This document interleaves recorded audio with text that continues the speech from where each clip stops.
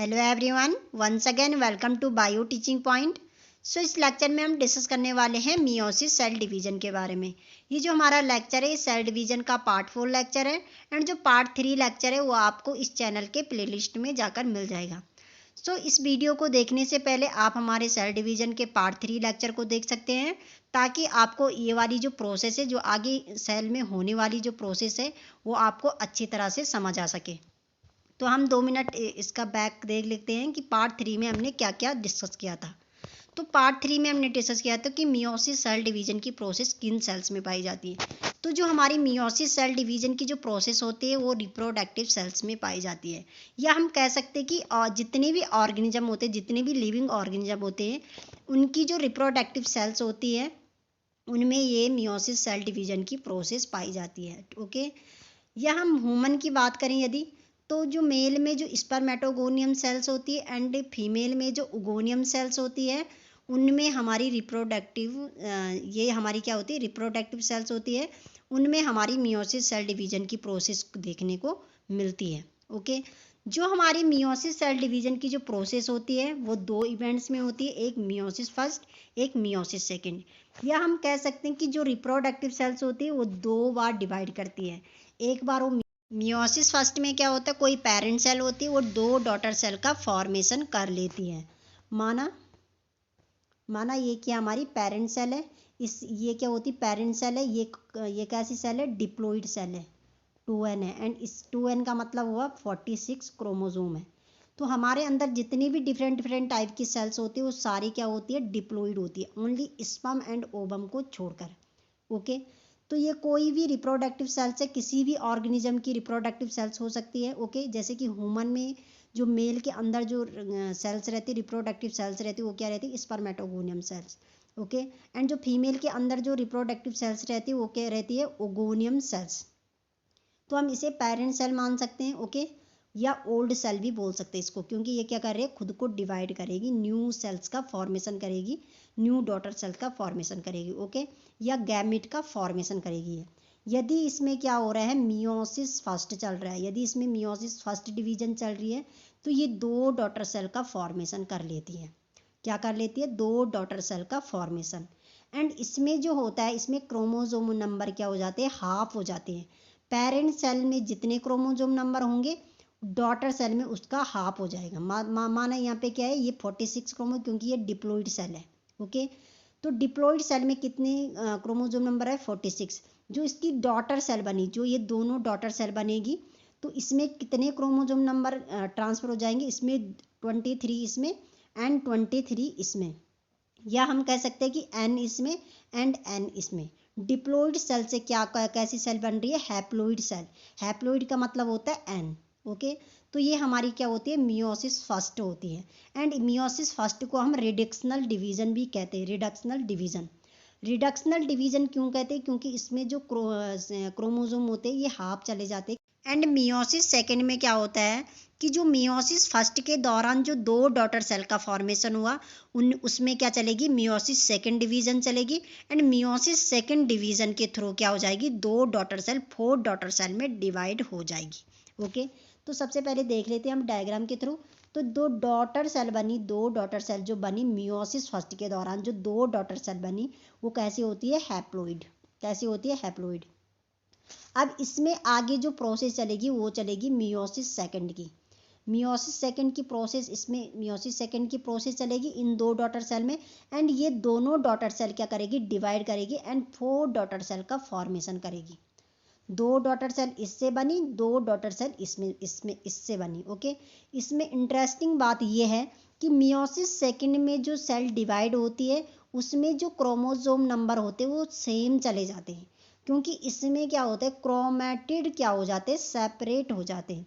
ये जो प्रोसेस है आपको आगे समझाऊंगी। ओके, यहाँ पे सोचने वाली बात नहीं है कि आपको नहीं आ रहा कैसे कैसे क्रोमैटिड सेपरेट होंगे, ये प्रोसेस हम आगे देखेंगे। ओके, इसी लेक्चर में। तो यहाँ पे जो क्रोमोसोम नंबर है ये n है, यहाँ पे भी n है। तो इसमें जो इसकी जो डॉटर सेल बनी 2, इसमें भी n चले जाएगा, इसमें भी n चले जाएगा, इसमें भी n, इसमें भी n, क्योंकि जो ये है इससे जो 2 डॉटर सेल बन रही इसमें भी nn क्रोमोसोम चले जाएंगे, हैप्लॉइड ही बनेंगे। ओके, ये भी क्या हमारी हैप्लोइड है एंड ये भी क्या बनी, हैप्लोइड ही बनी। इसीलिए हम मियोसिस सेकंड को क्या कहते हैं, इक्विटेशनल डिवीजन कहते हैं, क्योंकि इसमें जो क्रोमोसोम नंबर होते हैं वो सेम चले जाते हैं। ओके, एंड जो मियोसिस फर्स्ट की जो प्रोसेस होती है उसको हम रिडक्शनल डिवीजन कहते हैं, क्योंकि रिडक्शनल डिवीजन किसे कहते हैं, जिसमें क्रोमोसोम नंबर क्या हो जाते हैं, हाफ चले जाते हैं। ओके, जैसे मियोसिस फर्स्ट में क्या हो रहा था, ये पेरेंट सेल थी, इसमें ये डिप्लॉइड सेल थी एंड इससे जो दो डॉटर सेल की फॉर्मेशन हुई, जो हमने ये दोनों बना रखी यहाँ पे। ठीक है, तो इसमें क्या हो रहा था, यहाँ पे 2n थी पेरेंट सेल एंड जो डॉटर सेल बनी वो nn, ये हैप्लोइड बनी थी।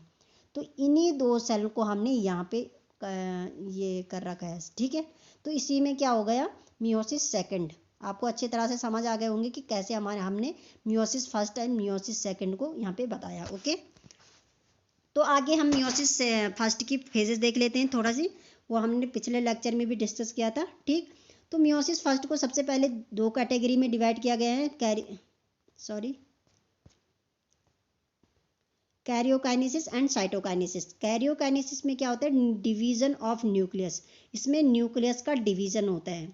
ओके, साइटोकाइनेसिस में क्या होता है, डिवीजन ऑफ साइटोप्लाज्म, इसमें साइटोप्लाज्म का डिवीजन होता है। जब हमारी टीलोफेज खत्म हो जाती है, कैरियोकाइनेसिस की जब टीलोफेज खत्म हो जाएगी, तब जाके हमारे लास्ट में साइटोप्लाज्म डिवाइड होगा एंड दो सेल का फॉर्मेशन हो जाएगा मियोसिस फर्स्ट के दौरान। ओके, तो इसमें जो सबसे पहले जो कैरियोकाइनेसिस को 4 फेजेस में डिवाइड किया गया है, एक prophase, metaphase, anaphase and telophase. फिर जो प्रोफेज फर्स्ट को उसे 5 सब स्टेज में डिवाइड किया गया है। प्रोफेज फर्स्ट की वो 5 सब यूनिट कौन कौन सी होती है, वो होती है एक leptotene, zygotene, pachytene and diplotene and diakinesis. तो सबसे पहले जो हमारी सेल होगी वो सबसे पहले प्रिपेयर होगी, फिर जाके वो मियोसिस फर्स्ट में इंटर करेगी एंड मियोसिस फर्स्ट के किस फेज में, प्रोफेज फर्स्ट के लेप्टोटीन स्टेज में। ठीक है, लेप्टोटीन सब स्टेज में इंटर करेगी सबसे पहले हमारी सेल। तो इसके अंदर जो हमें क्रोमोसोम दिखाई देते हैं वो कुछ इस तरह से दिखाई देते हैं, इस तरह से दिखाई देते हैं। ये हमारी सेल है। ठीक है, इसके अंदर जो न्यूक्लियर मेम्ब्रेन है ये अभी डिसअपियर नहीं हुई है, क्योंकि ये बाद में डिसअपियर होती तो प्रोफेज में ही, लेकिन वो बाद में डिसअपियर होती है। कब, डिप्लोटीन में। ठीक है, डिप्लोटीन एंड डाइकाइनेसिस में।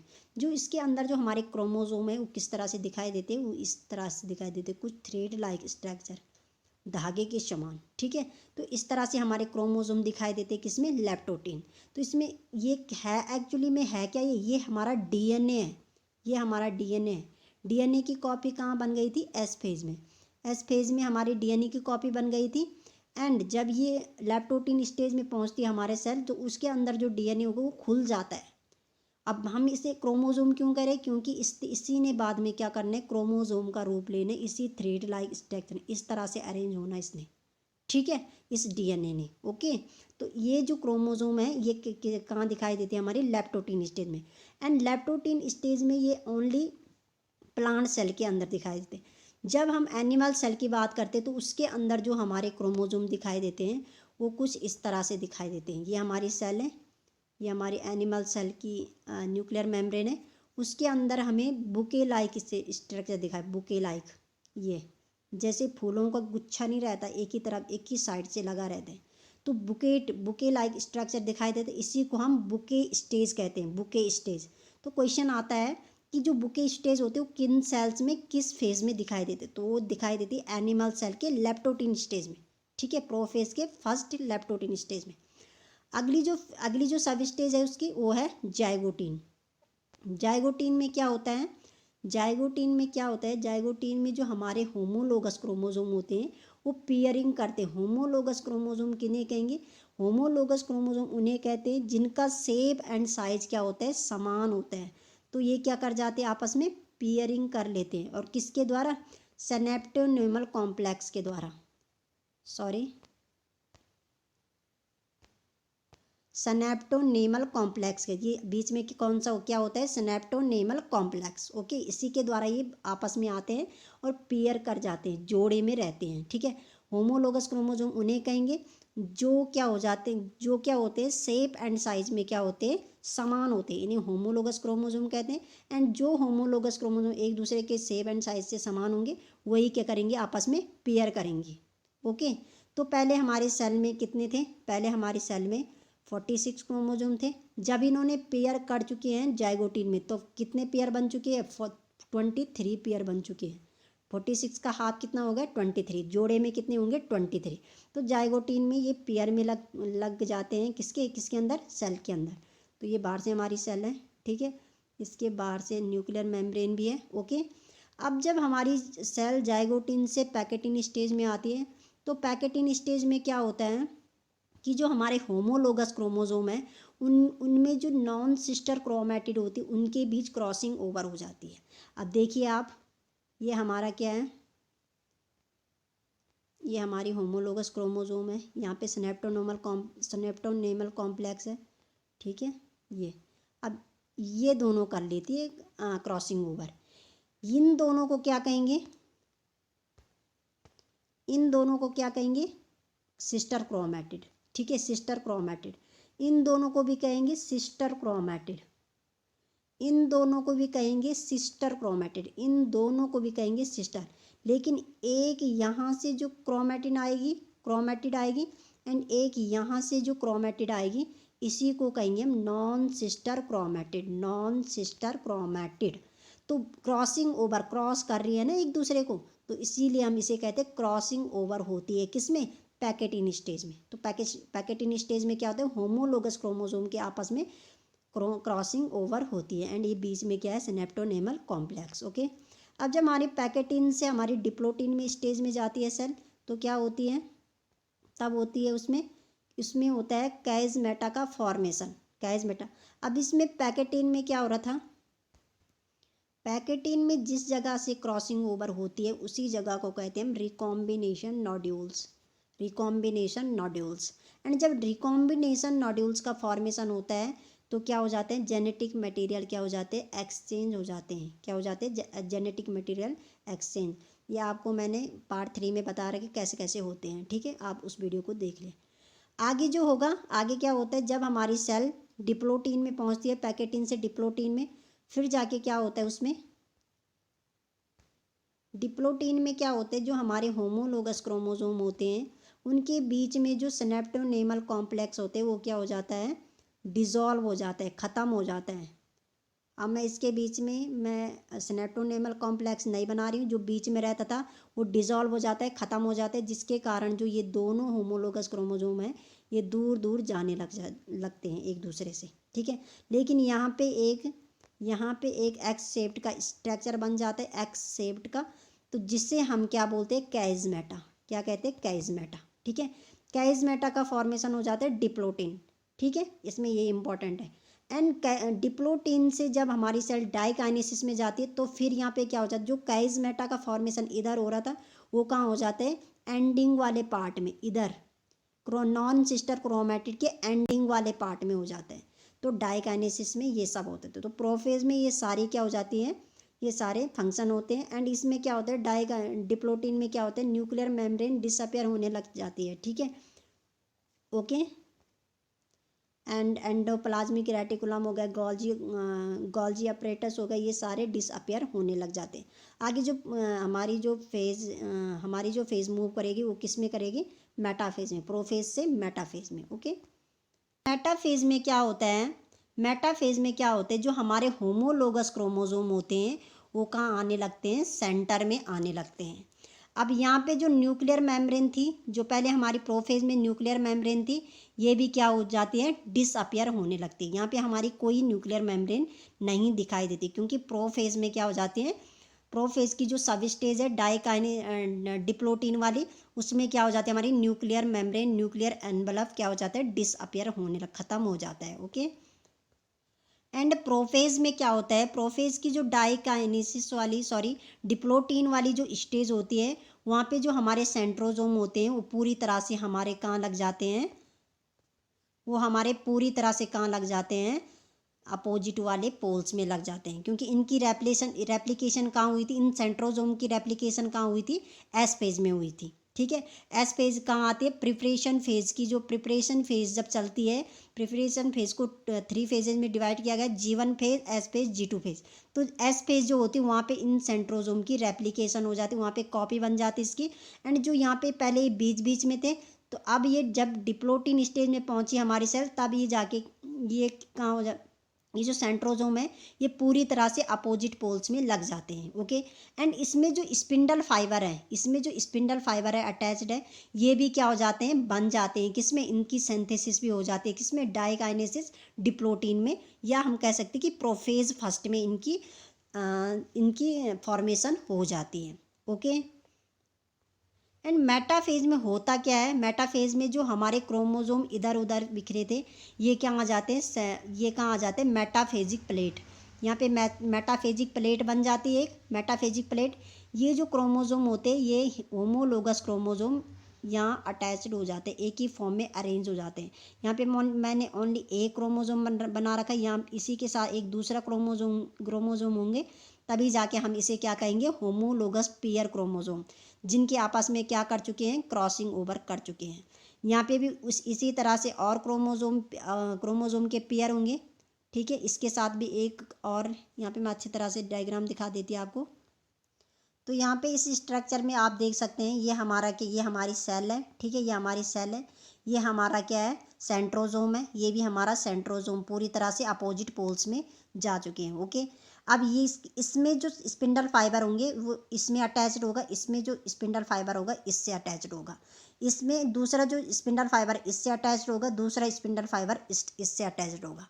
एंड जो स्पिंडल फाइबर होते हैं, ये जो स्पिंडल फाइबर ये किससे अटैच्ड होंगे, ये तो हमारा बीच वाला कौन सा पोर्शन है, ये हमारा है सेंट्रोमियर का। ठीक है, ये बीच वाला कौन सा पोर्शन है, सेंट्रोमियर। जो स्पिंडल फाइबर होते हैं वो लगे होते हैं काइनेटोकोर्स पे। ओके, ये किस पे लगे होते हैं, काइनेटोकोर। तो यहाँ पे काइनेटोकोर में बना देती हूँ। तो ये ऊपर से क्या लगे हुए हैं हमारे, काइनेटोकोर्स। तो यहाँ पे आप समझ सकते हैं कि एक होमोलोगस क्रोमोजोम पर 2 काइनेटोकोर्स प्रेजेंट होते हैं, जिस तरफ के हमारे स्पिंडल फाइबर लगे होते हैं उसी तरफ हमारे काइनेटोकोर्स प्रेजेंट होते हैं। एंड काइनेटोकोर्स किस पे अटैच्ड होते हैं, सॉरी, स्पिंडल फाइबर किससे अटैच्ड होते हैं, काइनेटोकोर्स पे। तो ये हमारे स्पिंडल फाइबर आ रहे हैं यहाँ पे, और किससे अटैच्ड है, ये काइनेटोकोर है। ये मैंने काइनेटोकोर दर्शा रखी, ये काइनेटोकोर।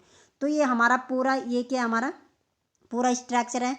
तो इसमें हमारा क्या हो रहा है, एक होमोलोगस पेयर पर 2 काइनेटो, एक इधर से है एक इधर से है, यहाँ पे भी एक इधर से एक। इसी तरह से हमारे 23 क्रोमोसोम पेयर अटैच्ड होंगे एक ही मेटाफेजिक प्लेट में। ठीक है, इस तरह से मेटाफेजिक प्लेट बनी होगी यहाँ बीच बीच में। ठीक है, ये मेटाफेजिक प्लेट है। एंड इसी तरह से हमारे और क्रोमोसोम भी अटैच्ड होंगे। तो ये होती है हमारी प्रोसेस किसमें, मेटाफेज में। ओके। अब मेटाफेज की जो आगे प्रोसेस चलेगी वो चलेगी एनाफेज में। अब देख लेते हैं हम, क्योंकि मेटाफेज एंड जो प्रोफेज की जो स्टेज थी वो हमने पिछले वाले लेक्चर में देख ली थी। एंड इसमें क्या देखेंगे, एनाफेज देखेंगे, टीलोफेज देखेंगे, फिर जाके हम मियोसिस सेकेंड की डिस्कस करेंगे इसमें। ठीक, एनाफेज को डिस्कस करने से पहले हम इसमें मेटाफेज की जो स्ट्रक्चर है उसको डिस्कस कर लेते हैं। ये हमारा मेटाफेज का स्ट्रक्चर है, ये भी मेटाफेज का स्ट्रक्चर है। ये हमारी पूरी सेल है। ठीक है, यहाँ पे क्या हमारे सेंट्रोजोम है, ये हमारे क्या है, स्पिंडल फाइबर लगी हुई है। एंड ये हमारे क्या है, होमोलोगस पेयर क्रोमोजोम है। यहाँ पे क्या हो चुकी है, क्रॉसिंग ओवर। इस तरह यहाँ पे नॉन सिस्टर क्रोमेटिड के बीच क्या है, क्रॉसिंग ओवर। तो यहाँ पे 2 क्रोमोसोम पेयर दिखा रखे हैं, यहाँ पे 3 क्रोमोसोम पेयर दिखा रखे हैं इस तरह से। तो इसी तरह से हमारी एक प्लेट बन जाती है जिसे हम मेटाफेजिक प्लेट कहते हैं। एंड यहाँ से हमारे ये देखिए आप, ये स्पिंडल फाइबर है, ये हमारा सेंट्रोजोम है। ठीक है, तो इस तरह से कुछ हमारे मेटाफेज में सेल का स्ट्रक्चर दिखाई देता है। ओके, सो आगे हम एनाफेज की बात कर लेते हैं। सो एनाफेज में क्या है, फर्स्ट पॉइंट जो है इसमें है, in anaphase first homologous chromosome are separated. मतलब इसमें क्या होता है, जो होमोलोगस क्रोमोसोम मैंने अभी दिखाए थे वो क्या हो जाते हैं, सेपरेट हो जाते हैं। ठीक है, अब मैं आगे दिखाऊंगी कैसे कैसे सेपरेट हो जाते हैं। ओके, सो यहाँ पे आप देख सकते हैं जो मेटाफेज में जो हमारा डायग्राम दिखता है वो कुछ इस तरह से दिखता है, जहाँ पे हमारे क्या होते हैं हमारे स्पिंडल फाइबर काइनेटोकोर से अटैच्ड होते हैं। ठीक है, जब ये सेल हमारी मेटाफेज से एनाफेज में जाती है तो जो ये जो स्पिंडल फाइबर जो अटैच्ड होते हैं, ये जो स्पिंडल फाइबर अटैच्ड होते हैं जिस काइनेटोकोर से अटैच्ड होते हैं, वो क्या करते हैं, उस तरफ के जो क्रोमोसोम होता है उसे अपनी ओर खींच लेता है। एंड जो नीचे वाला जो स्पिंडल फाइबर होता है ये अपनी ओर वाले क्रोमोसोम को सेपरेट कर लेता है। तो ये क्या हो जाएंगे, अलग हो जाएंगे। ये क्या हो जाएंगे, अलग। ये वाला क्रोमोसोम ऊपर जा रहा है, ये वाला क्रोमोसोम नीचे आ रहा है। ठीक है, तो यही प्रोसेस हमारे सारे क्रोमोसोम पेयर में होती है। एंड इसमें क्या होता है कि जहाँ पे क्रॉसिंग ओवर हुई थी, ये इधर साइड क्या हो रही थी, क्रॉसिंग ओवर, तो यहाँ पे हमारे जेनेटिक मटेरियल भी एक्सचेंज हो जाते हैं। ठीक है, यहाँ के जेनेटिक मटेरियल इस वाले क्रोमोसोम में चले जाते हैं एंड इस वाले क्रोमोसोम के जो जेनेटिक मटेरियल है इस वाले क्रोमोसोम में चले जाते हैं। तो यहाँ पे जेनेटिक मटेरियल क्या हो जाते हैं, एक्सचेंज हो जाते हैं। ठीक, तो इस तरह से हमारे एनाफेज में क्या हो जाते हैं, क्रोमोसोम सेपरेट हो जाते हैं। ओके, एंड यहाँ पे जो इम्पॉर्टेंट बात है, यहाँ पे हमारे जो क्रोमोसोम होते हैं ये हाफ हो जाते हैं। ठीक, यहाँ पे जो क्रोमोसोम होते हैं इनका नंबर हाफ हो जाता है। 23 नीचे आ जाता है, 23 ऊपर चले जाता है। ठीक है, एंड हाफ कैसे होगी, 23 ऊपर चले जाएंगे, 23 नीचे। पहले कैसे थे वो, पहले 23 पेयर में थे। ठीक है, लेकिन क्रोमोसोम कितने थे, 46 ही थे। लेकिन जब ये कैसे होंगे, जब ये सेपरेट हो गए, ये अलग में चले गया एंड ये अलग हो गया, तो यहाँ पे क्रोमोसोम नंबर क्या हो जाएंगे, हाफ हो जाएंगे। 23 ऊपर चले गए, 23 नीचे जाएंगे। अब जब टीलोफेज में जब हमारी सेल पहुंचेगी तभी इसकी अलग सेल बनेगी, साइटोकाइनेस, ये अलग चले जाएंगे, ऊपर की तरफ चले जाएंगे 23 एंड 23 पूरी तरह से अपोजिट पोल्स में चले जाएंगे, इस तरफ आ जाएंगे। फिर जब इसमें साइटोकाइनेसिस होगा तब जाके साइटोप्लाज्म कहाँ होता है, सेल के अंदर में जो लिक्विड पार्ट होता है, तब जाके साइटोप्लाज्म क्या हो जाएगा, पूरा साइटोप्लाज्म डिवाइड करेगा एंड फिर जाके 2 सेल का फॉर्मेशन बनेगा जो कि हैप्लोइड बनेगी, 23 क्रोमोसोम एक में, 23 क्रोमोसोम एक में। ओके, एंड जो दूसरा जो ये पॉइंट है वो है homologous chromosome separate and move to opposite poles. मतलब जो होमोलोगस क्रोमोसोम होते हैं ये क्या हो जाते हैं, सेपरेट हो जाते हैं एंड मतलब अपोजिट पोल्स में मूव कर जाते हैं, चले जाते हैं। ओके, यहाँ पे होमोलोगस क्रोमोसोम है, आई लिखा है। ठीक है, यहाँ पे आप सही कर देना। एंड जो इसका थर्ड पॉइंट है वो है the meiosis division is therefore called a reductional division because it reduce the number of chromosome to half the diploid number in each daughter cell. मतलब इसमें क्या होता है, इस मियोसिस डिवीजन को क्या कहते हैं हम, जो मियोसिस फर्स्ट डिवीजन रहते हैं इसे क्या कहते हैं हम, रिडक्शनल डिवीजन कहते हैं। ठीक है, रिडक्शनल डिवीजन क्यों कहते हैं, क्योंकि इसमें क्रोमोसोम नंबर क्या हो जाते हैं, हाफ हो जाते हैं, क्योंकि एनाफेज में क्या होते हैं, क्रोमोसोम सेपरेट हो जाते हैं। ओके, सो आप इस डायग्राम के थ्रू भी देख सकते हैं, इस डायग्राम के थ्रू भी देख सकते हैं, यहाँ पे जो हमारे होमोलोगस क्रोमोसोम है ये सेपरेट हो रहे हैं। ठीक है, इस वाले स्पिंडल फाइबर ने अपनी ओर अपनी तरफ के क्रोमोसोम अपनी ओर खींच दिए एंड इस वाले स्पिंडल फाइबर ने अपनी तरफ के क्रोमोसोम अपनी ओर खींच लिए। मतलब यहाँ पे क्या हो रहा है, क्रोमोसोम का क्या हो रहा है, सेपरेट हो रहे हैं। मतलब यहाँ पे क्रोमोसोम सेपरेट हो रहे हैं एंड यहाँ पे जेनेटिक मटेरियल भी थोड़ा थोड़ा दिखाया गया है, यहाँ पे जेनेटिक मटेरियल भी क्या हो जाता है, एक्सचेंज हो जाते हैं। तो ये सारी प्रोसेस चलती है हमारे एनाफेज। अब अगली जो प्रोसेस है वो है टीलोफेज। सो यहाँ पे भी आप देख सकते हैं इसका डायग्राम अच्छे से, एनाफेज का। यहाँ पे हमारे क्रोमोसोम सेपरेट हो रहे। अब यहाँ पे क्या होगा, टीलोफेज होगा। टीलोफेज में क्या होगा, पूरी तरह से क्रोमोसोम ऊपर चले जाएंगे, अपने अपोजिट पोल्स में चले जाएंगे, फिर जाके यहाँ पे साइटोकाइनेसिस होगा। ठीक है, सो अब हम मियोसिस फर्स्ट टीलोफेज की बात कर लेते हैं। टीलोफेज से पहले कहाँ थी सेल हमारी, एनाफेज में। एनाफेज में क्या हो रहा था, क्रोमोसोम नंबर क्या हो रहे थे, सेपरेट हो रहे थे। अब जब टीलोफेज में जब हमारी सेल ने एंटर किया तो यहाँ पे क्या हो जाता है, जो क्रोमोसोम सेपरेट हुए थे वो पूरी तरह से अपोजिट पोल्स में लग जाते हैं। एंड इसका जो फर्स्ट पॉइंट वो है वो क्या है, each daughter cell now has half the number of chromosome. मतलब इसमें क्या होता है, जो प्रत्येक डॉटर सेल है, प्रत्येक डॉटर सेल मियोसिस फर्स्ट के दौरान कितनी सेल का फॉर्मेशन हो जाता है, 2 सेल का फॉर्मेशन। तो इसमें क्या होता है, प्रत्येक डॉटर सेल में क्या हो जाते हैं, नंबर ऑफ क्रोमोसोम हाफ चले जाते हैं। ओके 23 ऊपर 23 नीचे, पहले कितने थे 46। ओके जो पेयर थे वो क्या हुए सेपरेट हुए। ओके दूसरा पॉइंट है वो है a nuclear membrane surrounded each haploid set. मतलब इसमें क्या होता है जो प्रत्येक जो डॉटर सेल बनी जो हैप्लॉइड उसे क्या कहते जो डॉटर सेल वो कैसी बनी हैप्लॉइड एन, ठीक है उसमें कितने क्रोमोसोम नंबर है 23। तो उसके सराउंड में क्या हो जाता है nuclear membrane new nuclear membrane बन जाती है, न्यू न्यूक्लियर मेम्ब्रेन बन जाती है। न्यूक्लियर मेम्ब्रेन कब डिसअपियर हो गई थी किसमें प्रोफेज के डाइकाइनेसिस में, सॉरी डिप्लोटीन में क्या हो गई थी ये क्या हो गई थी डिसअपियर हो गई थी। थर्ड पॉइंट क्या है क्रोमोसोम डिकंडेंस एंड डायड फॉर्मेशन। अब इसमें क्या होता है क्रोमोसोम का डिकंडेंस होने लगता है। पहले कंडेंस हो रहा था मतलब क्रोमोसोम की फॉर्म में आ रहा था डीएनए, जो डीएनए था वो क्रोमोसोम की फॉर्म में आ रहा। अब यहाँ पे क्रोमोसोम क्या होगा पूरी तरह से क्रोमोसोम बन गया था। अब क्रोमोसोम क्या करेगा ये खुलेगा। अब क्रोमोसोम जब खुलेगा किस में रहेगा क्रोमैटिन स्टेज में, लेकिन वो पूरी तरह से नहीं खुलता। क्रोमैटिन ने किस में खुलना था डीएनए में, लेकिन ये पूरी तरह से नहीं खुलता। यहाँ पे एनसीईआरटी में दिया गया है कि जो क्रोमोसोम होते हैं वो टीलोफेज में पूरी तरह से नहीं खुलता है। वहाँ किस फेज में किस स्टेज में रहता है वो क्रोमैटिन के स्टेज में। मतलब हम यहाँ पे कह सकते हैं कि माना ये क्या ये हमारा क्रोमोसोम है, ठीक है ये हमारे अलग अलग सेल में चले गए, ठीक है हैप्लॉइड सेल। ओके अब ये क्या करने लगता है टीलोफेज में डिकंडेंस होना स्टार्ट हो जाता है, मतलब ये खुलने लगता है, ठीक है। तो ये किस फॉर्म में अब क्या आएगा वो क्रोमैटिन के फॉर्म में आएगा। तो क्रोमैटिन हमारे कुछ इस तरह से होता है प्रोटीन एंड नॉन हिस्टोन या हिस्टोन प्रोटीन मिलकर के क्या बनाते हैं क्रोमैटिन। फिर जाके ये क्रोमैटिन किस में होता है डीएनए में हो जाता है कन्वर्ट, ठीक है।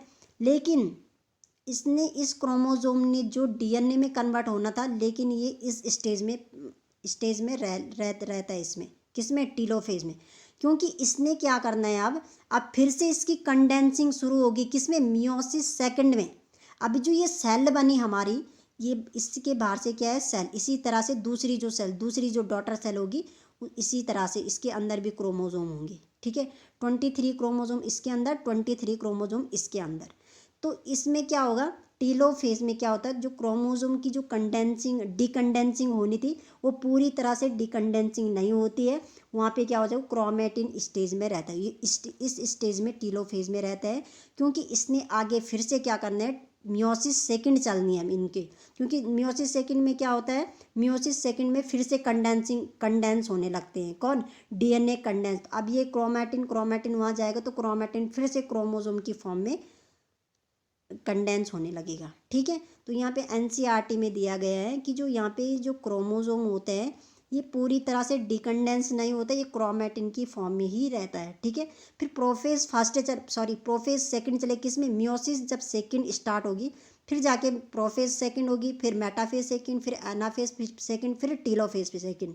उसके बाद हमारी 4 डॉटर सेल का फॉर्मेशन हो जाएगा। ओके तो यहाँ पे आपको ध्यान रखना है। अब यहाँ पे जो डायाड वर्ड आया था यहाँ पे जो डायाड है डायाड का फॉर्मेशन होता है। मतलब यहाँ पे पहले मैंने पिछले लेक्चर में बताया आपको कि वहाँ पे क्या होता है कि जो हमारे जब होमोलोगस क्रोमोसोम क्या करते हैं पेयरिंग करते हैं किसके द्वारा सिनेप्टोनेमल कॉम्प्लेक्स के द्वारा आपस में जुड़ते हैं कौन होमोलोगस क्रोमोसोम। अब होमोलोगस क्रोमोसोम तो हो गए क्योंकि इनका शेप एंड साइज क्या है बराबर है, ठीक है। अब जब इनका होमोलोगस क्रोमोसोम का जब फॉर्मेशन हो जाता है तब इसको क्या कहते हैं हम टेट्राड कहते हैं टेट्राड, ठीक है क्या कहते हैं टेट्राड। क्योंकि टेट्राड क्यों कहते हैं इसमें कितनी क्रोमैटिड है 4 क्रोमैटिड, 2 इसमें है एंड 2 इसमें है इसलिए इसे टेट्राड कह रहे थे। 2 इसमें है 2 इसमें इसलिए टेट्राड। अब जब इसमें एनाफेज में जब क्रोमोसोम सेपरेट हो जाते हैं टीलोफेज में आ जाते हैं तो इसमें क्या हो जाता है सेपरेट होंगे तो ये क्रोमोसोम अलग हो गए, ये क्रोमोसोम अलग सेल में चले गए, एक क्रोमोसोम अलग सेल में चले गए। मतलब इसमें से एक क्रोमोसोम अलग में एक क्रोमोसोम अलग में। तो यहाँ पे क्या हो गए अलग अलग जो प्रत्येक डॉटर सेल में क्या हो जाता है डायाड का फॉर्मेशन हो जाता है। डायाड किसे कहेंगे क्योंकि इसमें 2 क्रोमैटिड बची हुई है, ठीक है। अब ये इसी तरह से थोड़ी जाएंगे ऊपर, ये अलग सेल में जाएगा, ये अलग सेल में जाएगा एंड ये अलग सेल में जाएगा। पहले क्या थे, टेट्राड थे, लेकिन ये अलग सेल में चले गए, ये अलग सेल में, तो ये अलग सेल में, ये अलग सेल, तो यहाँ पे क्या हो गया, डायाड का फॉर्मेशन हो गया। प्रत्येक डॉटर सेल में डायाड का फॉर्मेशन हो गया। 2 क्रोमेटिड है इसलिए इसे डायाड कह रहे हैं। तो क्या हो रहा है, टीलोफेज में डायाड का फॉर्मेशन हो जाता है। यहाँ पे समझ आ गया। अब टीलोफेज के बाद क्या होगा, साइटोकाइनेसिस। साइटोकाइनेसिस में क्या होगा, टीलोफेज में क्या होता है, इस तरह से हमारे क्रोमोजोम अपोजिट पोल्स में लगे हुए हैं। ये क्रोमोजोम है माना, ठीक है, ये क्रोमोजोम अपोजिट पोल्स में चले गए, ये इधर से ये ऊपर चले गए, ये नीचे चले गए। एंड टीलोफेज में दूसरी बात क्या होती है, इसमें जो सेंट्रोजोम होते हैं ये भी डिसअपियर होने, ख़त्म होने लग जाते हैं, एंड स्पिंडल फाइबर भी ख़त्म होने लग जाते हैं, ठीक है। अब इसके अंदर क्या है, ये पूरा मटेरियल क्या है, साइटोप्लाज्म है। अब साइटोकाइनेसिस में क्या होता है, साइटोप्लाज्म डिवाइड करता है, ये अलग सेल बन जाएगी, ये हमारी अलग सेल बन जाएगी। तो यहाँ पे 2 सेल का फॉर्मेशन हो जाएगा साइटोकाइनेसिस के बाद। तो इसके अंदर जो क्रोमोजोम होंगे, ये जो क्रोमोजोम होंगे ये कैसे, क्रोमैटिन के फॉर्म में रहेंगे इसके अंदर, ठीक है, पूरी तरह से डीएनए नहीं होगा, क्रोमैटिन के फॉर्म में। तो इस तरह से हमारी मियोसिस फर्स्ट प्रोसेस चलती है। 2 डॉटर सेल का फॉर्मेशन हो गया, ठीक है। यहाँ इसमें एन क्रोमोजोम और इसमें भी एन क्रोमोजोम, ठीक है, 23 क्रोमोजोम इसमें, 23 क्रोमोजोम इसमें। अब इन्हीं 2 सेल में क्या चलेगी, हमारी मियोसिस सेकंड प्रोसेस। ओके, ये देखिए, आप देख सकते हैं यहाँ पे इस तरह से हमारा टीलोफेज में होते हैं। ये अलग क्रोमोजोम अलग उसमें चले गए, अलग क्रोमोजोम अलग। अब बीच से क्या हो जाएगा, इसका साइटोकाइनेसिस हो जाएगा और 2 सेल बन जाएगी, ठीक है, 2 डॉटर सेल का फॉर्मेशन हो जाएगा। ओके, 2 डॉटर सेल जिसमें क्या होता है, क्रोमोजोम नंबर ये एन, ये भी एन, ये भी एन, और ये जो यहाँ पे भी ये एन होगा, ये एन होगा। जो इससे पहले थी वो कैसे थी, 2n, मतलब डिप्लॉइड। ओके, सो यहाँ पे हम मियोसिस सेकंड की बात कर लेते हैं। मियोसिस सेकंड को फिर से 2 कैटेगरी में डिवाइड किया गया है। एक होता है कैरियोकाइनेसिस एंड एक होता है साइटोकाइनेसिस। अब कैरियोकाइनेसिस को भी फोर फेजेस में डिवाइड किया गया है। एक होता है प्रोफेज, फिर मेटाफेज सेकंड, पहले prophase second, metaphase second, anaphase second and telophase second. क्योंकि मियोसिस सेकंड में आप देखेंगे हम वो 2 सेल बनी थी मियोसिस फर्स्ट के दौरान, इनमें चलेगी अब ये प्रोसेस, ठीक है।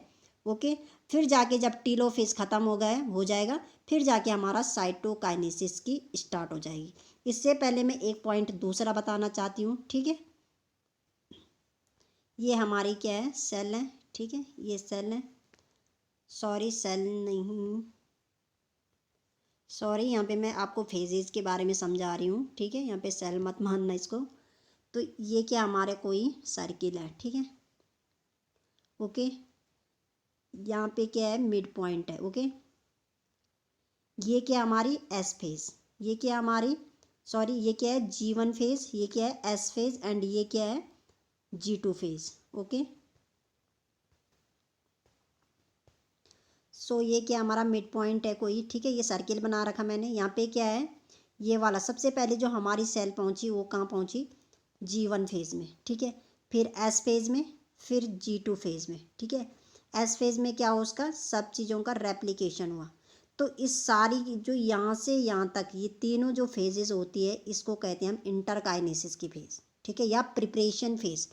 इसके बीच में हमारी जो सेल होती है वो तैयार होती है, जो जो चीज़ें उसे सेल डिवाइड करने के लिए चाहिए होती है वो सारी चीज़ें वो क्या करती है, इस फेज के अंदर करती है। ओके, अब इसके बाद जब G1 फेज में पहुंच जाती है हमारी सेल, तब जाके वो कहाँ करती है, ये मियोसिस फर्स्ट में, कहाँ करती है, मियोसिस फर्स्ट में। ये वाला कौन सा है, ये हमारी क्या है, मियोसिस फर्स्ट, ठीक है। मियोसिस फर्स्ट में क्या करते हैं, इंटर करते हैं।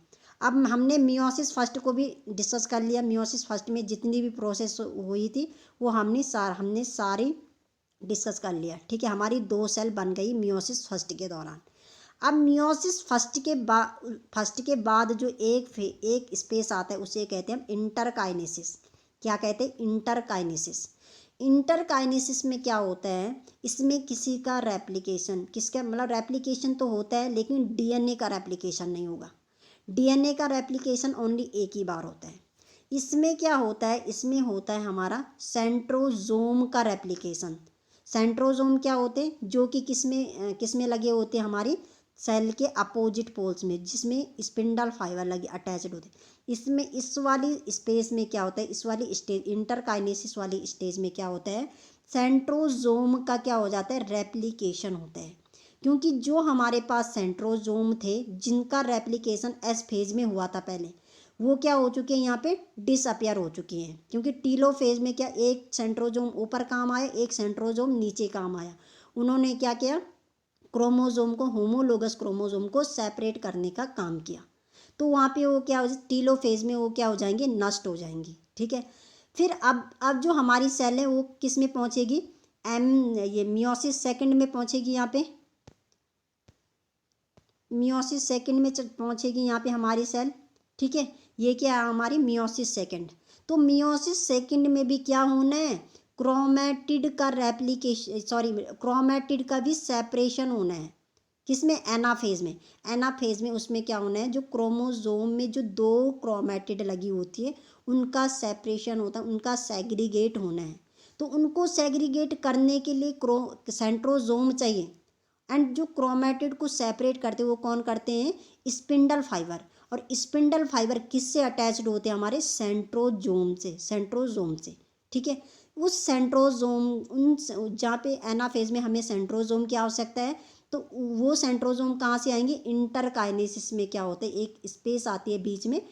ये कैसी स्पेस होती है, meiosis first and meiosis second के बिटवीन, इनके बीच में एक स्टेज आती है जिसे हम इंटरकाइनेसिस कहते हैं। एंड इंटरकाइनेसिस में क्या होता है, हमारा सेंट्रोजोम क्या करते हैं, रेप्लिकेशन करते हैं। उसमें कॉपी हो जाती है किसकी, सेंट्रोजोम की फॉर्मेशन होता है। किसमें, इंटरकाइनेसिस में सेंट्रोजोम का फॉर्मेशन होता है। एंड वो सेंट्रोजोम क्या करते हैं बाद में, मियोसिस सेकंड में क्या करते हैं, एनाफेज में, उसमें क्या हो जाते हैं, स्पिंडल फाइबर अटैच्ड होते हैं। एंड स्पिंडल फाइबर क्या करते हैं, उन क्रोमोजोम को सेग्रीगेट करने का काम करते हैं। ओके, इंटरकाइनेसिस भी मैंने यहाँ पे बता दिया। अब इसके बाद जो हमारी जो अब इंटरकाइनेसिस के बाद जो हमारी सेल कहाँ पहुँचती है, मियोसिस सेकंड के प्रोफेज फर्स्ट में। ठीक है, मियोसिस सेकंड के दो कैटेगरी में डिवाइड किया, कैरियोकाइनेसिस एंड साइटोकाइनेसिस। कैरियोकाइनेसिस को 4 फेजेस में डिवाइड किया गया, प्रोफेज, मेटाफेज, एनाफेज, टीलोफेज।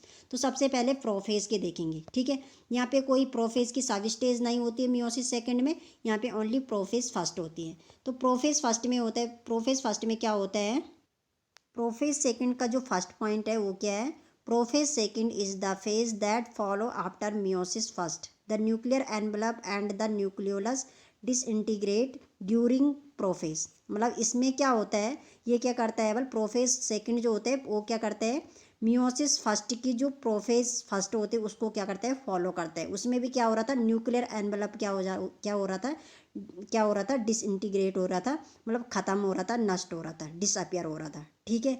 दूसरा पॉइंट जो है वो है क्रोमोजोम आर कंडेंस्ड। मतलब इसमें क्रोमोजोम क्या होने लगते हैं, फिर से कंडेंस्ड होने लगते हैं। जो क्रोमैटिन थे वो कंडेंस्ड होने लगते हैं क्रोमोजोम की फॉर्म में जाने के लिए। ओके।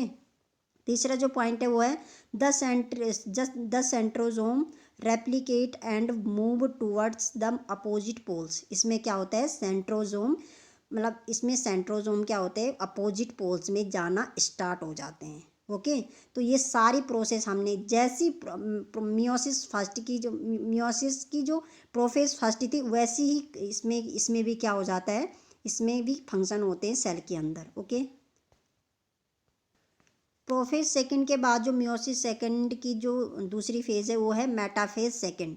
मेटाफेज सेकंड में भी सेम वही होता है। मेटाफेज सेकंड में क्या होता है, क्रोमोजोम क्या हो जाते हैं, सेंटर की ओर मूव करने लग जाते हैं। तो देखते हैं इसका first point, at this stage the chromosome align at the equator and the microtubules form opposite poles of the spindle get attached to the kinetochores. इसमें क्या होता है, क्रोमोजोम जो होते हैं ये सेंटर की ओर आने लगते हैं। एंड सेंटर में क्या होता है, ये जो इनके सेंट्रोजोम जो अपोजिट पोल्स में लग गए थे, किसमें, मेटाफेज में। एंड जो स्पिंडल फाइबर की जो प्रोफेज में जो स्पिंडल फाइबर की जो फॉर्मेशन भी होने लगती है वो किस में होने लगती है, प्रोफेज सेकंड में। ओके।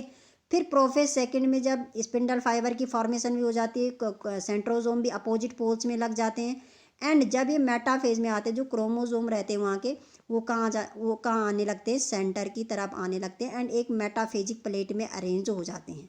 ठीक है, तो किस तरह से डायग्राम होगा इसमें। सो यहाँ पे आप देख सकते हैं, यहाँ पे ये क्या हमारा सेंट्रोजोम है एंड यहाँ पे क्या हमारी ये क्रोमोजोम है। ठीक है, क्रोमोजोम। अब मेटाफेज जो मियोसिस फर्स्ट की जो मेटाफेज थे वहाँ पे कैसे किस तरह से अरेंज थे, वहाँ पे होमोलोगस क्रोमोजोम अरेंज थे इस मेटाफेज प्लेट में। मतलब दो क्रोमोजोम क्या थे, साथ साथ क्रॉसिंग ओवर के द्वारा क्या हो रहे थे, साथ साथ थे, जिन्हें हम होमोलोगस क्रोमोजोम कह रहे थे। तो वो यहाँ पे कौन थे, वो होमोलोगस क्रोमोजोम। लेकिन मेटाफेज सेकंड में क्या हो रहा है कि सिंगल क्रोमोजोम क्या हो रहा है, मतलब क्रोमोजोम क्या हो रहा है यहाँ पे, एक सिंगल क्रोमोजोम क्या हो रहा है, अरेंज फॉर्म में लग रखा है। ठीक है, किसमें, मेटाफेज प्लेट में। तो ये स्पिंडल फाइबर है, ये स्पिंडल फाइबर है एंड जो ये ब्लू कलर के हैं ये क्या है, हमारा काइनेटोकोर। तो यहाँ पे क्या होगा, एक क्रोमोजोम पे दो काइनेटोकोर होंगे। लेकिन वहाँ क्या क्या हो रहा था, दो क्रोमोजोम पे दो काइनेटोकोर थे। मतलब जो हमने होमोलोगस क्रोमोजोम का जो दो पेयर बने थे इस तरह से ये दोनों पेयर में थे। तो यहाँ से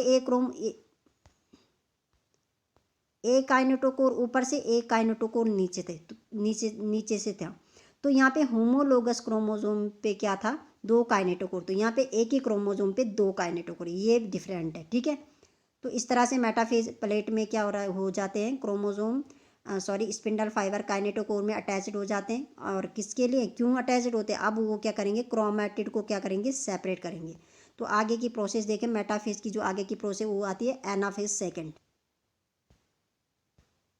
सो आप इस डायग्राम में भी देख सकते हैं, ये है क्या है, हमारे क्रोमोजोम है, ये क्रोमोजोम है, ये स्पिंडल फाइबर है, ये हमारे सेंट्रोजोम है। इस तरह से अरेंज रहते हैं किसमें, मेटाफेज में, मेटाफेज सेकंड में।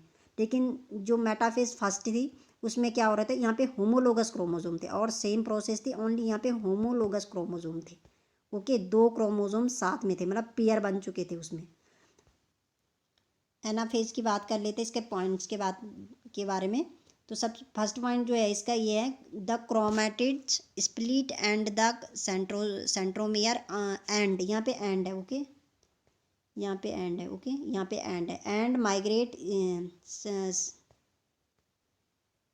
यहाँ पे स्पेलिंग गलत है, यहाँ पे अलोंग, यहाँ पे अलोंग था। ठीक है, यहाँ पे थोड़ा मिस्टेक हो गया, अलोंग, यहाँ पे अलोंग था, migrate along the spindle fibre to opposite poles. यहाँ पे एंड है, एंड यहाँ पे क्या है, अलोंग है। ठीक है, तो the chromatid split at the centromere and migrate along the spindle fibre to opposite poles. इसमें क्या होता है, एनाफेज सेकंड में क्या होता है, जो क्रोमोजोम में जो क्रोमैटिड रहती है वो क्या हो जाती है, अपोजिट पोल्स में चले जाते हैं। ठीक है, इसमें एक ही क्रोमैटिड क्या हो जाती है, सेपरेट हो जाती है। यहाँ पे देखते हैं डायग्राम के थ्रू, ये हमारी क्या है, सेल है। ठीक है, यहाँ पे क्या है, कोई सेंट्रोजोम है, यहाँ पे भी सेंट्रोजोम है, यहाँ से स्पिंडल फाइबर लगे हैं, ये स्पिंडल फाइबर। अब यहाँ पे क्या है, क्रोमोजोम है। ठीक है, क्रोमोजोम है। ओके, यहाँ पे भी क्रोमोजोम है।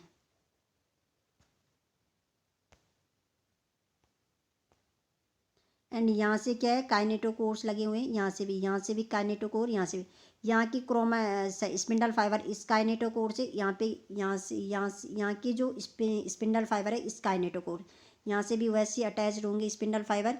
अब स्पिंडल ये किस में था हमारा, मेटाफेज में। ठीक है, अब जब हमारा एनाफेज में जब इंटर करता है तो कैसे सेपरेट हो जाते हैं इस तरह से। ये हमारे सेंट्रोजोम है, ये हमारे इससे क्या हो जाता है, ये जो स्पिंडल फाइबर रहते हैं ये इस काइनेटोकोर से अटैच्ड होकर के इस वाली क्रोमैटिड को अपनी ओर खींचते हैं। ये इन्हें क्या कहा मैंने, क्रोमैटिड। एंड ये वाला जो ये स्पिंडल फाइबर रहता है ये अपनी ओर के क्रोमैटिड को अपनी ओर के, तो इसी तरह से इसमें भी वही प्रोसेस चलेगी। ठीक है, तो इस तरह से ये क्या हो जाते हैं, सेपरेट हो जाते हैं, इस तरह से सेपरेट हो जाते हैं, इस तरह से लग जाते हैं। तो पूरे जो क्रोमोजोम होंगे इस तरह से सभी में इसी तरह से होगा। ठीक है, तो यहाँ पे आप डायग्राम के थ्रू देख सकते हैं, इस वाले डायग्राम को मैं जूम करके बताती हूँ। सो आप इस डायग्राम पे इस डायग्राम में देख सकते हैं, इसमें एनाफेज का डायग्राम, ये कैसे ये स्पिंडल फाइबर इस वाली क्रोमैटिड को अपनी ओर खींच रहा है, ये भी अपनी ओर खींच रहा है, ये भी अपनी ओर एंड ये भी अपनी ओर, ठीक है। बीच में पहले कैसा था, क्रोमोजोम था। क्रोमोजोम के जो सेंट्रोमियर रहता है बीच वाला, ये हमारा क्या है, सेंट्रोजोम था। इस तरह से हमारा पहले सेंट्रोजोम था एंड ये वाला जो बीच में रहता है ये क्या होता है, सेंट्रोमियर। तो सेंट्रोमियर भी क्या हो जाएंगे, प्रत्येक क्रोमैटिड में क्या चले जाएंगे, सेंट्रोमियर। यहाँ पे सेंट्रोमियर, ये सेंट्रोमियर होते हैं। इसके जो बाहर से लग जिसमें क्या होता है, ये क्या है, स्पिंडल फाइबर, जिसमें स्पिंडल फाइबर अटैच्ड होता है वो क्या होता है, काइनेटोकोर्स, ठीक है। सेंट्रोमियर के ऊपर से लगे रहते हैं काइनेटोकोर्स, काइनेटोकोर्स पे लगे रहते हैं spindle fibre and spindle fibre ऊपर से किससे अटैच होता है, सेंट्रोजोम से। सेंट्रोजोम ये होता है और सेंट्रोमियर क्रोमोजोम के बीच में होता है, ठीक है। एंड जो काइनेटोकोर्स होते हैं वो सेंट्रोमियर के ऊपर से लगे रहते हैं, ठीक है। एंड सेंट्रोमियर एंड यहाँ पे सेंट्रोमियर भी क्या हो जाते हैं, अपोजिट पोल्स में लग जाते हैं, ओके। तो इस तरह से हमारा एनाफेज का डायग्राम दिखता है सेल के अंदर। तो अगली जो स्टेज है वो है टीलोफेज। एंड इसमें जो दूसरा पॉइंट है, इसमें क्या हो जाता है, जो यहाँ पे मैंने पिछले लेक्चर में जो आगे टाइम बताया था मैंने कि जो मियोसिस सेकंड में क्या होता है, इसमें क्या होता है, जो क्रोमोजोम नंबर होते हैं वो सेम चले जाते थे। तो पहले यहाँ बीच में जो क्रोमोजोम था पहले, जिसकी क्रोमैटिड क्या हो रही है, सेपरेट, ये अलग उसमें चले जा रहे हैं, ये अलग। तो ये कैसा था, हैप्लोइड था, एन था, ये वाला क्रोमोजोम कैसा था, एन था। तो इसमें जो ये क्रोमैटिड सेपरेट हो रही है ये भी एन होगी, इसमें जो क्रोमोजोम नंबर होंगे सेम चले जाएंगे। तो इस तरह से हमारी क्रोमैटिड क्या हो जाएंगी, सेपरेट हो जाएंगी, ठीक है। यहाँ पे अच्छी तरह से समझ लो। मतलब हम यहाँ पे कह सकते हैं कि पहले जो हमारा जो एनाफेज, जो मियोसिस फर्स्ट की जो एनाफेज फर्स्ट थी उसमें क्या था, होमोलोगस क्रोमोजोम थे, होमोलोगस क्रोमोजोम थे उसमें, ठीक है। इस तरह से दो क्रोमोजोम आपस में अटैच थे ये। तो इसमें क्या था, 46 क्रोमोजोम। जब इसने क्या किया, सेपरेट हुए एनाफेज में, तो ए क्रोमोजोम ऊपर चले गए, ए क्रोमोजोम नीचे चले गए। तो ये क्या हो गए थे, सेपरेट हो गए थे। तो एन इसमें, एन इसमें, यहाँ पे क्या था, ये 2n था, ठीक है। अब इन दोनों, ये अलग सेल में चले गए एंड ये अलग सेल में चले गए एंड ये अलग सेल में चले गए। तो ये दोनों सेल क्या है, एन हैप्लोइड। अब इन दोनों सेल में भी तो हो रही है मियोसिस सेकंड। जब मियोसिस सेकंड की ये दोनों सेल मियोसिस सेकंड के एनाफेज स्टेज में पहुंची, तो ये जो क्रोमोजोम है इसी तरह से तो है। तो इसमें क्या हो रहा है, जो ये क्रोमैटिड जो है, ये दोनों सिस्टर क्रोमैटिड जो है, ये आपस में क्या हो रही है, अलग अलग सेल में सेपरेट हो रही है। ये अलग सेल में, ये क्रोमैटिड अलग सेल में एंड ये क्रोमैटिड अलग सेल में। इसी तरह से इस वाली सेल में भी प्रोसेस चलेगी। एंड इसमें जो क्रोमोजोम ये एन है, इसमें भी एन है। तो इसकी जो क्रोमैटिड होगी उसमें भी ये जो ये क्रोमोजोम जाएंगे वो भी एन जाएंगे, और इस वाली क्रोमैटिड में भी एन जाएंगे, ठीक है। आप समझ गए होंगे यहाँ पे, ओके। एनाफेज के बाद जो फेज है वो है मियोसिस सेकंड की टीलोफेज। एनाफेज के बाद जो सेल इंटर करते हैं वो टीलोफेज में। तो टीलोफेज में कुछ नहीं होता है, टीलोफेज में जो क्रोमैटिड जो सेपरेट हुए थे वो अपोजिट पोल्स में चले जाते हैं एंड वहाँ पे क्या हो जाते हैं, डीकंडेंसिंग हो जाते हैं क्रोमोजोम की, ठीक है। The complete movement the separation of sister chromosome mark the telophase. मतलब इसमें क्या होता है, अब ये जो सिस्टर क्रोमैटिड, अब ये क्या था यहाँ पे एनाफेज में, जो ये हमारा क्रोमोजोम क्या हुए थे, सेपरेट। इसकी जो सिस्टर क्रोमैटिड है, ये बीच में क्या है, सेंट्रोमियर है, ठीक है। ये हमारी दोनों सिस्टर क्रोमैटिड। तो एनाफेज में क्या हुए थे, ये क्या है, मेटाफेज में है। एनाफेज में क्या हुए थे, ये दोनों क्या हो गए, सेपरेट हो गए। तो प्रत्येक में क्या क्या आ गए, हमारे सेंट्रोमियर आ गए प्रत्येक में। ये बीच वाला जो ये क्या है, ये प्रत्येक में आ गया, ठीक है। तो इसको आप क्या कहेंगे, हम अब इसको क्रोमोजोम तो कहेंगे, क्योंकि जो क्रोमोजोम जो किस पे डिपेंड करता है, सेंट्रोमियर पर डिपेंड करता है, ओके। तो यहाँ पे एन क्रोमोजोम, यहाँ पे भी एन, यहाँ पे 23 क्रोमोजोम इसमें, 23 क्रोमोजोम इसमें, क्योंकि ये वाला जो है ये भी एन ही था, ओके।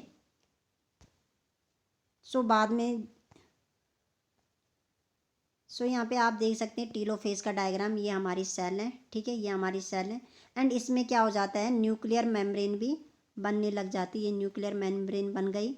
यहाँ पे भी न्यूक्लियर मेम्ब्रेन बन गई। यहाँ पे जो क्रोमोजोम है ये अपोजिट पोल्स में चले जाएंगे।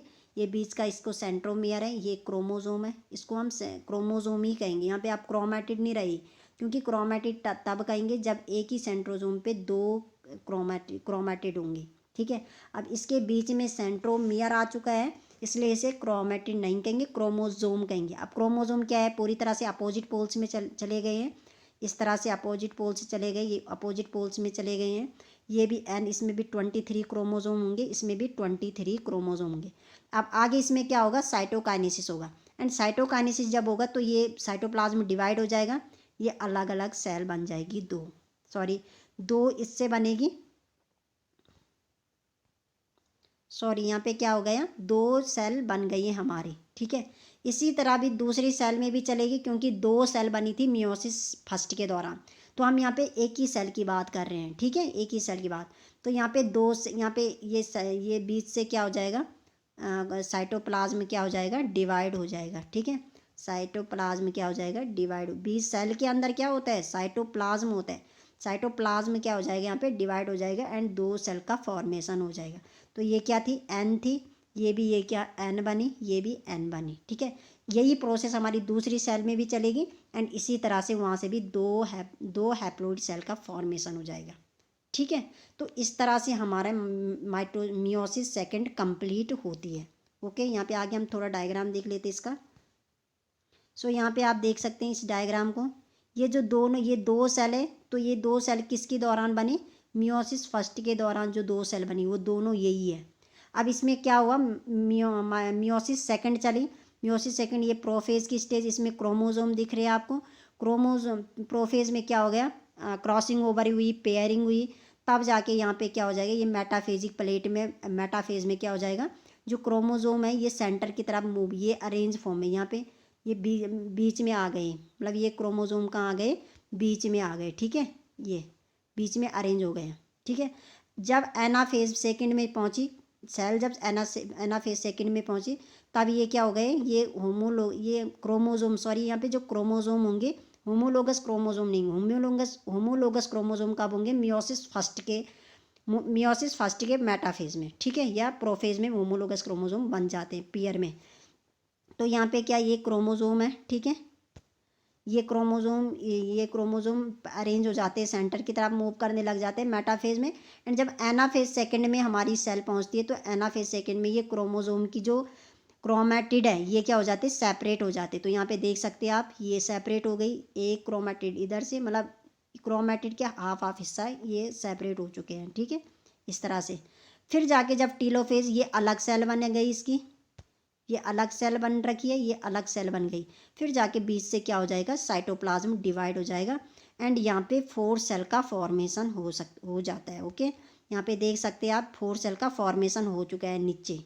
ओके, तो इस तरह से हमारी मियोसिस सेकंड ख़त्म होती है। ठीक है, एंड यहाँ पे जो मियोसिस सेकंड में जो रिप्रोडक्टिव सेल्स में जब मियोसिस सेकंड हो गई, तो हमारी क्या है, 4 डॉटर सेल की फॉर्मेशन हुई। ठीक है, तो माना ये क्या है, रिप्रोडक्टिव सेल्स है, रिप्रोडक्टिव सेल्स में ही मियोसिस डिवीज़न चलेगी। ठीक है, मियोसिस सेकंड रिप्रोडक्टिव सेल्स में क्या होता है, सेल क्या करती है, 2 बार डिवाइड करेगी। ओके, तो यहाँ पे क्या है, माना ये कि हमारा ह्यूमन की बात कर रही हूँ मैं, ताकि आपको अच्छे समझ आए। तो ये क्या हमारी स्पर्मेटोगोनियम सेल है। ठीक है, ये क्या है, स्पर्मेटोगोनियम, ये क्या है, 2n है। ठीक है, इसने क्या किया, मियोसिस